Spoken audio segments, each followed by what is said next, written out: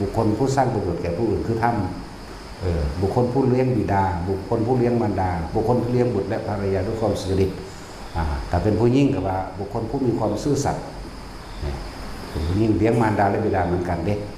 นั่นแหละบุคคลผู้ทรงฌานเจริญฌานเห็นบ่กุละไล่ไปจนถึงพระอรหันตเจ้าทั้งหลายนี่เลื่อนว่าเพิ่นยกเมื่อไหวไปทั้งทิศทั้งสิบมาตารีเป็นคนขับรถก็เลยถามว่าพระเจ้าข้าพระองค์ไหวอีหยังนี่นะก็เลยว่าไหวอันนี้แหละไหวมนุษย์ผู้มีศีลธรรมมันสั้นแหละถ้าบ้านใดเมืองใดบุคคลใดในขณะนั้นแม้นกล่าวคำระลึกนึกถึงพระรัตนตรัยแม้นสินะโมกะสามนะโมตัสสะภะคะวะโตอะระหะโตกะสามแม้นพุทธังธัมมังสังฆังสรณังคัจฉามิก็ตาม